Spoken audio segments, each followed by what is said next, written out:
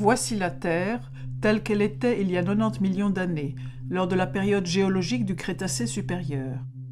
Une époque de réchauffement extrême, où les dinosaures régnaient encore sur la planète.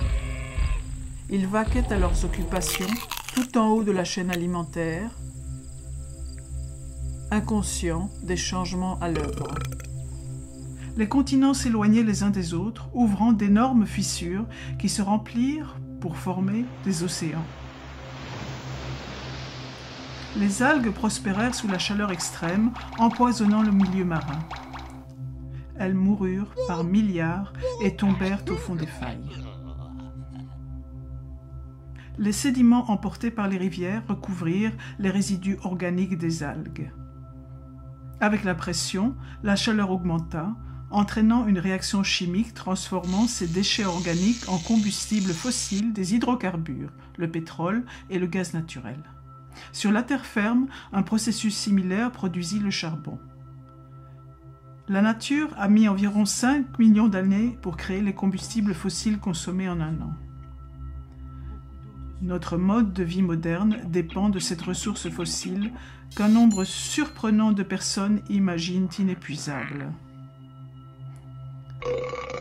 Depuis 1860, plus de 2000 milliards de barils de pétrole ont été découverts. Depuis, nous en avons consommé environ la moitié. Avant d'extraire le pétrole du sol, il faut le découvrir.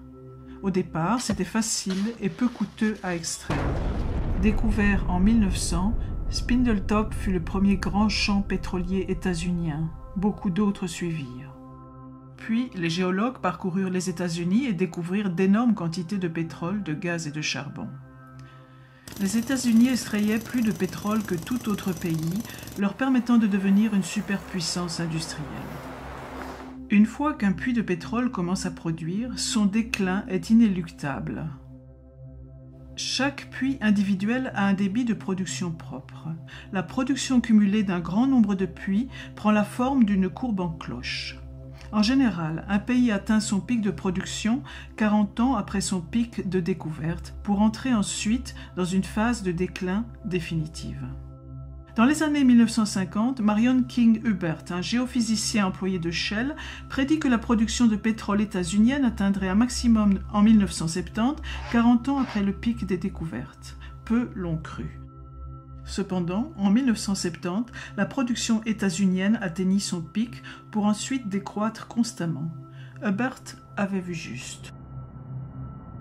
À partir de ce moment, les États-Unis ont été de plus en plus dépendants de l'importation de pétrole. Cela les a rendus vulnérables aux ruptures d'approvisionnement et a contribué aux crises économiques résultant des chocs pétroliers de 1973 et de 1979.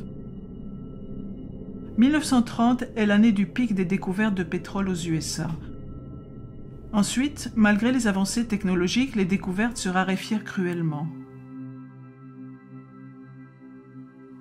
Le champ découvert récemment dans la réserve naturelle Anower en Alaska ne fournirait au mieux que 17 mois de consommation. Même le champ Jack II du golfe du Mexique ne fournirait que quelques mois de la demande états-unienne. Aucun de ces gros gisements ne peut satisfaire les besoins états-uniens. Il devient évident que la production a atteint son pic ou en est tout près. Au niveau mondial, les découvertes atteignirent un pic dans les années 1960. Plus de 40 ans plus tard, la chute des découvertes de nouveaux champs semble inexorable. 54 des 65 pays grands producteurs ont déjà atteint leur pic de production. La plupart des autres vont suivre dans un avenir proche. Tous les 3 ans, il faudrait mettre en production l'équivalent d'une nouvelle Arabie saoudite pour pallier l'épuisement des champs existants. Durant les années 60, 6 barils étaient découverts pour chaque baril consommé. 4 décennies plus tard, l'humanité consomme entre 3 et 6 barils pour chaque baril découvert. À partir du moment du pic de production mondiale, la demande de pétrole dépassera l'offre, le prix de l'essence sera très instable, ce qui aura des conséquences bien plus importantes que le coût d'un plein. Les villes modernes sont dépendantes du carbone fossile. Même les routes sont faites d'asphalte, un produit pétrolier, comme le toit de beaucoup de maisons. De vastes espaces seraient inhabitables sans chauffage durant l'hiver ou sans climatisation en été. L'étalement urbain nécessite la voiture pour se rendre au travail, à l'école ou au magasin. Les villes sont divisées en zones résidentielles et commerciales éloignées les unes des autres, forçant les habitants à se déplacer en voiture. La banlieue et de nombreux habitats ont été conçus sur base du pétrole et de l'énergie abondante. Les produits chimiques issus du pétrole ou composés pétrochimiques sont la base d'un nombre incalculable de produits. L'agriculture moderne est très dépendante des combustibles fossiles, tout comme les hôpitaux, l'aviation, les systèmes de distribution d'eau et l'armée états-unienne qui, à elle seule, utilise environ 140 millions de barils par an. Sans pétrole, il n'y aurait ni plastique ni polymère, indispensables pour fabriquer les ordinateurs, les appareils électroniques de divertissement et les vêtements. L'économie mondiale actuelle repose sur une croissance infinie exigeant toujours plus d'énergie à bas prix. Nous sommes si dépendants des combustibles fossiles que même une petite interruption dans l'approvisionnement peut avoir de grandes conséquences sur notre vie.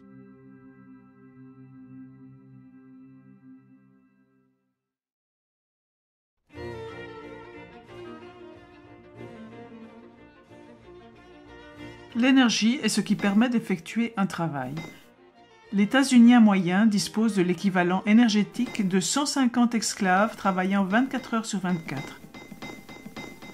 Les matières qui contiennent cette énergie sont appelées carburants. Certains carburants contiennent plus d'énergie que d'autres, une propriété appelée la densité d'énergie. Parmi ces carburants, le pétrole est crucial. Le monde consomme 30 milliards de barils par an, soit 4 km3 de pétrole dont le contenu énergétique correspond à ce que généreraient 150 réacteurs nucléaires d'1 gigawatt électrique fonctionnant pendant 50 ans. Le pétrole ne génère que 1,6% de l'électricité états-unienne, mais il fournit 96% de l'énergie de tout le transport. En 2008, les 2/3 du pétrole états-unien étaient importés, principalement du Canada, du Mexique, d'Arabie saoudite, du Venezuela, du Nigeria, d'Irak et d'Angola. Le pétrole a des propriétés uniques. Il a une forte densité d'énergie. Un baril de pétrole contient l'équivalent énergétique d'environ 3 années d'un travail manuel. Il est liquide à température ambiante, facile à transporter et utilisable dans de petits moteurs. Pour obtenir de l'énergie, il faut en dépenser. Le truc, c'est d'en utiliser le moins possible pour en trouver et l'extraire. C'est le taux de retour énergétique ou REEI, ratio d'énergie produite sur l'énergie investie. Le pétrole conventionnel est un bon exemple. Le pétrole de bonne qualité et facile à extraire a été pompé en premier. Les pétroliers utilisaient l'équivalent énergétique d'un baril de pétrole pour en trouver et en extraire 100. Le REEI était de 100. Après avoir pompé le pétrole facile d'accès, on a commencé à prospecter en haute mer et dans des pays lointains, ce qui requiert une dépense d'énergie plus importante. Souvent, le brut découvert aujourd'hui est lourd et sulfureux et est coûteux à raffiner. Aujourd'hui, le REEI du brut n'est que de 10. Utiliser une quantité donnée d'énergie pour obtenir un combustible qui en compte moins est sans intérêt. On peut convertir une source d'énergie en une autre.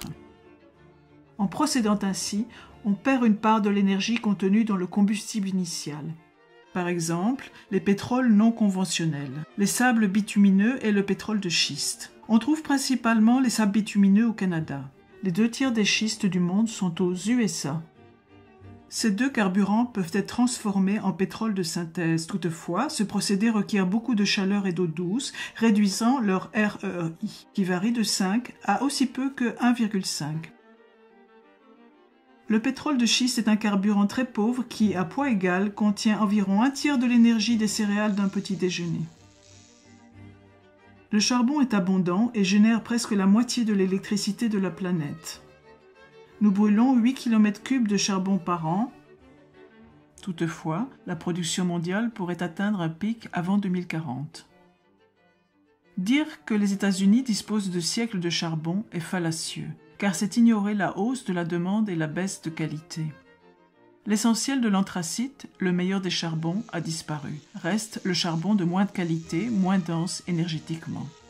Il n'y a plus de charbon en surface, d'où une production difficile, les mineurs devant creuser plus profond et dans des endroits moins accessibles. Ils détruisent aussi le sommet des montagnes pour atteindre le charbon, provoquant un désastre environnemental. On trouve souvent du gaz naturel près du pétrole et du charbon. Les découvertes de gaz états-uniens ont atteint un pic dans les années 50 et le pic de production a eu lieu au début des années 70. Si on avance de 23 ans la courbe des découvertes, l'avenir de la production du gaz naturel conventionnel états-unien apparaît clairement. Des techniques nouvelles ont permis l'extraction de gaz non conventionnels comme le gaz de schiste, ce qui pourrait postposer le pic de production. Le gaz non conventionnel est mis en cause pour son exploitation très polluante, son REEI insuffisant et son prix élevé. Même avec le gaz non conventionnel, le pic de production mondiale de gaz devrait avoir lieu avant 2030. Il y a encore des réserves importantes d'uranium pour le nucléaire.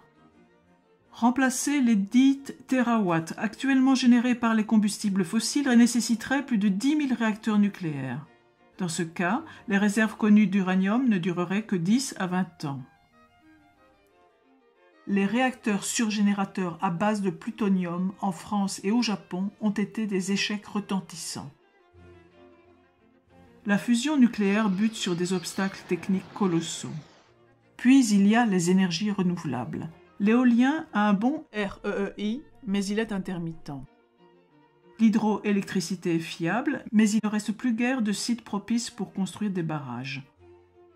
Les centrales géothermiques courantes utilisent des sources de chaleur proches de la surface terrestre. Ces sources sont relativement éparses.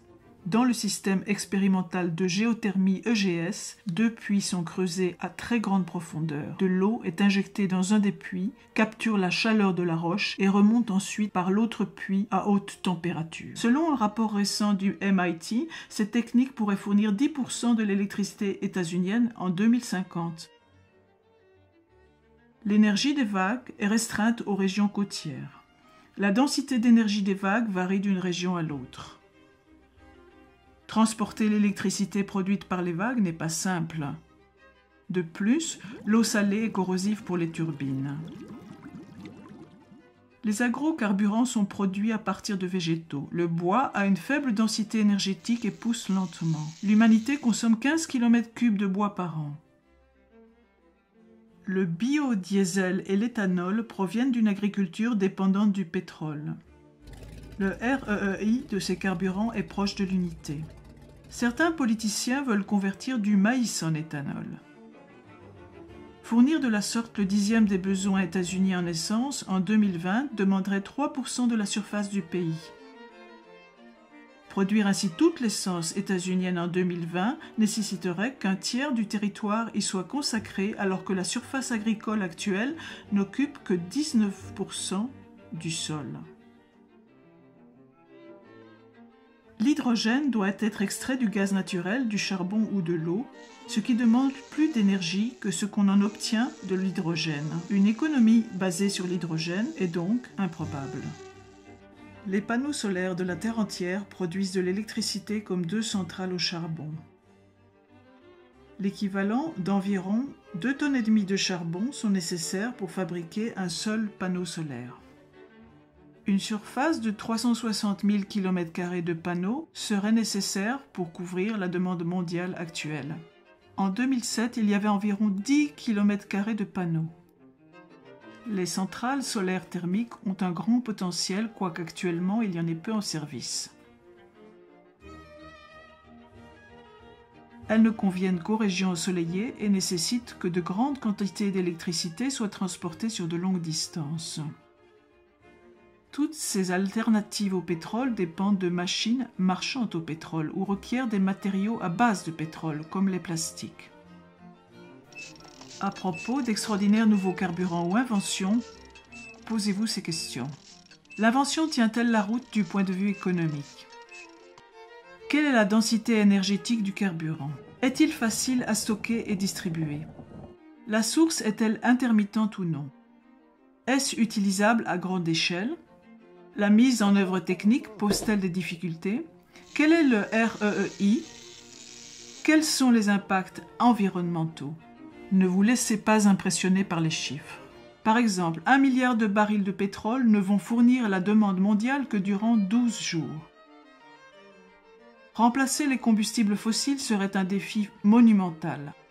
En 2007, 48,5% de l'électricité états-unienne était produite à partir de charbon, 21,6% provenait du gaz naturel, 1,6% du pétrole, 19,4% du nucléaire, 5,8% des barrages. Les autres énergies renouvelables ne représentaient que 2,5%. Peut-on remplacer un système basé sur les combustibles fossiles par un patchwork d'alternatives?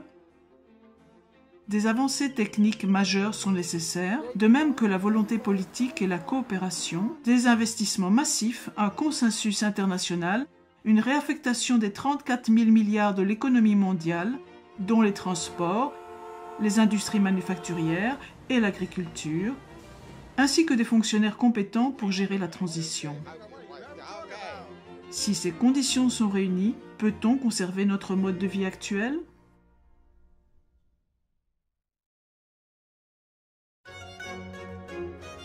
Ces bactéries vivent dans une bouteille. Leur population double toutes les minutes. À 11 heures, il y a une bactérie. À midi, la bouteille est pleine. Elle est à moitié pleine à 11h59, laissant juste l'espace nécessaire pour un doublement de plus. Les bactéries, sentant le danger, cherchent de nouvelles bouteilles et en trouvent 3. Elles pensent avoir réglé leur problème. À midi, la première bouteille est pleine. À midi 1, la seconde bouteille est pleine. À midi 2, toutes les bouteilles sont pleines. C'est le problème devant lequel nous sommes, dû au doublement répété résultant de la croissance exponentielle. L'utilisation du charbon et du pétrole comme carburant a entraîné l'humanité dans une croissance sans précédent. Même un taux de croissance faible finit par entraîner une forte augmentation. À un taux de croissance de 1%, une économie double en 70 ans. À un taux de 2%, elle double en 35 ans. À un taux de 10%, une économie double en seulement 7 ans. Si une économie croît au taux de 3%, elle double tous les 23 ans. À chaque doublement, la demande en énergie et en ressources dépasse le cumul de tous les doublements précédents. Le système financier est construit sur l'hypothèse de la croissance, ce qui requiert toujours plus d'énergie pour la soutenir. Les banques prêtent l'argent qu'elles n'ont pas et ce faisant, elles le créent. Les emprunteurs utilisent cet argent d'endettement nouvellement créé pour faire croître leurs entreprises et rembourser la dette avec un intérêt, ce qui requiert encore plus de croissance. En raison de ce mode de création de monnaie, l'essentiel de l'argent en circulation correspond à une dette avec des intérêts à la clé. Sans l'apport continuel de nouvelles générations d'emprunteurs pour produire de la croissance et donc payer ses dettes, l'économie mondiale s'effondrerait. Comme une chaîne de Ponzi, le système doit croître ou mourir. En partie à cause de ce principe de la dette, les effets de la croissance économique ont été spectaculaires sur le PIB, les barrages sur les cours d'eau, la consommation d'engrais, la population urbaine, la consommation de papier, le nombre de véhicules motorisés, les communications et le tourisme. La population mondiale a atteint les 7 milliards et devrait dépasser les 9 milliards en 2050. Sur une planète plane et infinie, ce ne serait pas un problème. Cependant, la Terre étant ronde et finie, nous devrons faire face aux limites de la croissance. La croissance a entraîné une surconcentration en oxyde nitreux et en méthane dans l'atmosphère, la destruction de la couche d'ozone, l'augmentation du nombre des fortes inondations, la destruction des écosystèmes marins, y compris par l'excès d'azote présent dans les eaux de ruissellement, la déforestation, une augmentation de la surface terrestre occupée par l'humanité et l'extinction de nombreuses espèces. Mettons un unique grain de riz sur la première case d'un échiquier. Doublons ce nombre et plaçons 2 grains sur la seconde case. Doublons encore et mettons 4 sur la troisième. Doublons à nouveau et mettons 8 sur la quatrième. Continuant ainsi de déposer sur chaque case le double de grains de la case précédente, le nombre de grains à mettre sur la dernière case est astronomique.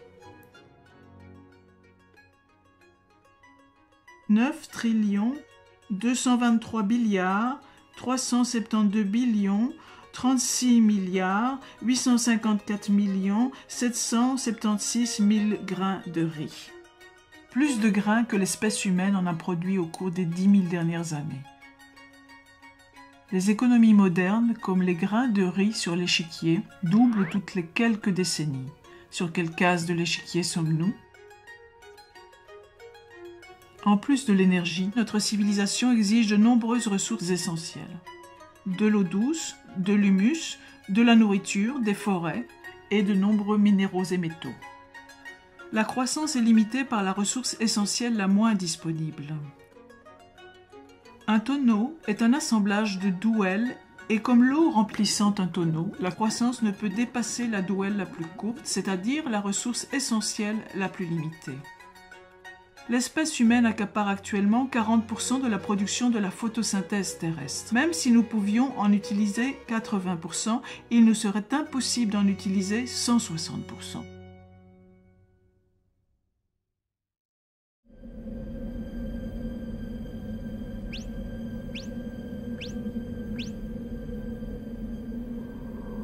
L'approvisionnement alimentaire mondial repose fortement sur les combustibles fossiles.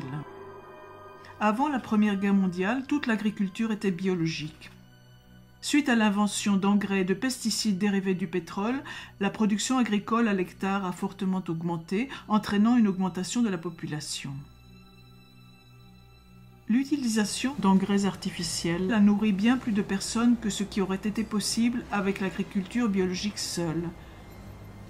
Les combustibles fossiles sont nécessaires pour l'équipement des fermes, le transport, la réfrigération, l'emballage en plastique et la cuisson.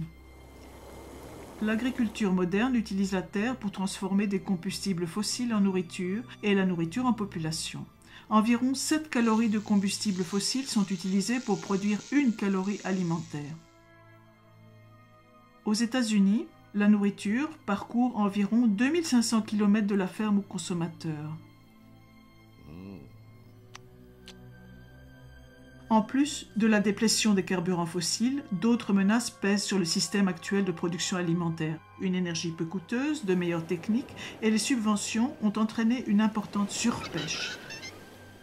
Les prélèvements mondiaux de poissons ont atteint un pic à la fin des années 1980, forçant les pêcheurs à pêcher en eau profonde. L'excès d'azote des engrais fabriqués à partir de combustibles fossiles a empoisonné rivières et mers, créant ainsi d'énormes zones mortes. À ce rythme, toutes les populations de poissons devraient s'effondrer d'ici 2048. Villes et industries sont la source de pluies acides qui vident le sol de ses nutriments essentiels tels que le potassium, le calcium et le magnésium. Une autre menace est le manque d'eau. Beaucoup de fermes pompent l'eau des aquifères souterrains pour l'irrigation. Un aquifère a besoin de milliers d'années pour se remplir, mais peut être asséché en quelques décennies, tout comme les puits de pétrole. Aux États-Unis, l'aquifère géant d'Ogallala a atteint un niveau si bas que de nombreux agriculteurs ont dû revenir à une agriculture sèche, moins productive. De plus, l'irrigation et l'utilisation d'engrais peuvent entraîner la salinisation, l'accumulation de sel dans le sol. C'est une cause majeure de la désertification. Une autre menace est la perte d'humus. Il y a 200 ans, il y avait 1,8 m d'humus sur les prairies états-uniennes. Aujourd'hui, en raison du labourage et de pratiques inappropriées, environ la moitié de l'humus a disparu. L'irrigation favorise le développement de la rouille noire. Ce champignon pourrait détruire 80% des récoltes de céréales du monde. Selon Norman Borlaug, le père de la Révolution verte, la rouille noire a un immense potentiel de destruction sociale. L'utilisation d'agrocarburants signifie que moins de terres seront disponibles pour l'agriculture nourricière. Toute surface a une capacité de charge limitée. C'est le nombre d'animaux et d'êtres humains qui peuvent y vivre indéfiniment. Si une espèce dépasse la capacité de charge de cette surface, son nombre d'individus diminuera jusqu'à revenir sous les limites naturelles. L'espèce humaine a écarté cet obstacle en exploitant de nouvelles terres et en augmentant la production à l'hectare, principalement grâce au pétrole. Poursuivre la croissance nécessite plus de ressources que ce que la Terre peut fournir, mais aucune nouvelle planète n'est disponible. En plus de tous ces défis, d'ici 2050, la production alimentaire doit doubler pour nourrir une population mondiale croissante. 1 milliard de personnes sont déjà sous-alimentées. À l'avenir, avec une production de pétrole et de gaz naturel en déclin, nourrir 9 milliards de personnes sera une gageure.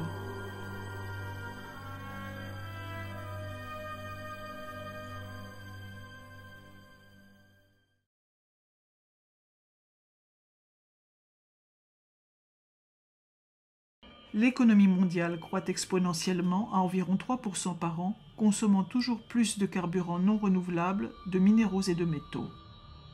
Même chose pour les ressources renouvelables comme l'eau, la forêt, le sol et le poisson, consommées plus vite qu'elles ne se renouvellent. Même à un taux de croissance de 1%, l'économie aura doublé dans 70 ans. D'autres facteurs aggravent le problème. La mondialisation permet aux gens d'acheter des biens et de la nourriture produits à l'autre bout du monde. Les lignes d'approvisionnement sont longues, mettant la pression sur une ressource pétrolière limitée. Nous dépendons de pays lointains pour nos produits de première nécessité. Les villes modernes sont dépendantes des carburants fossiles. L'essentiel du système bancaire repose sur la dette, entraînant les gens dans une spirale de prêts et remboursements, engendrant la croissance. Que faire face à tous ces problèmes? Beaucoup croient que la crise peut être évitée par les économies d'énergie, la technique, la croissance intelligente, le recyclage, les voitures électriques ou hybrides, la substitution ou le vote. L'économie d'énergie vous fera économiser de l'argent, mais elle ne suffira pas à sauver la planète. Si certains abaissent leur consommation de pétrole, la diminution de la demande réduira les prix, permettant aux autres de l'acheter à moindre coût. De la même façon, un moteur plus efficace utilisant moins d'énergie va paradoxalement entraîner une hausse de l'utilisation d'énergie. Au XIXe siècle, l'économiste anglais William Stanley Jevons observa que de meilleures machines à vapeur ont fait du charbon une source d'énergie plus intéressante, entraînant une hausse du nombre de ces machines et donc de la consommation de charbon. La croissance de l'utilisation consomme toute énergie et ressources économisées.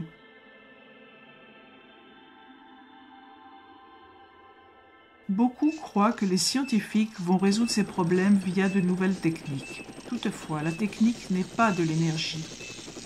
La technique peut transformer de l'énergie en travail, mais ne peut pas la remplacer. Elle aussi consomme des ressources. Par exemple, fabriquer un ordinateur nécessite le 10e de l'énergie requise pour fabriquer une voiture.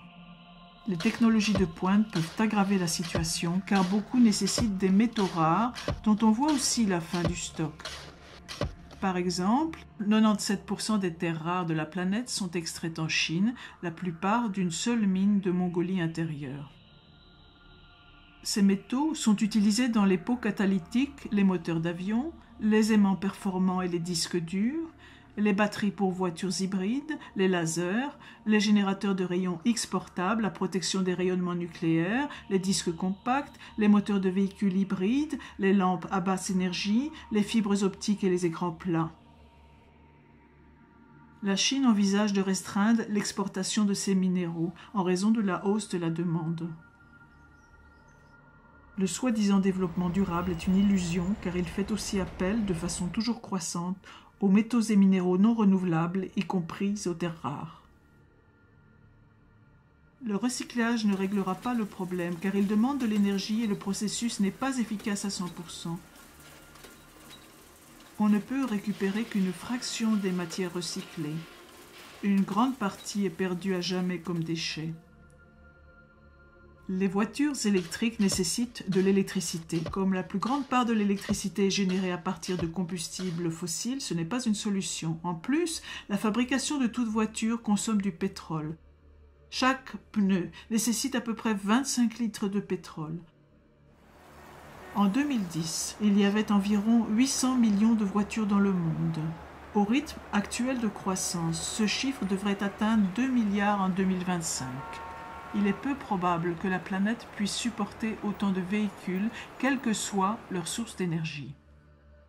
Beaucoup d'économistes croient que le marché libre va substituer une source d'énergie à une autre grâce à l'innovation technique. Toutefois, les principaux substituts du pétrole n'échappent pas aux limites.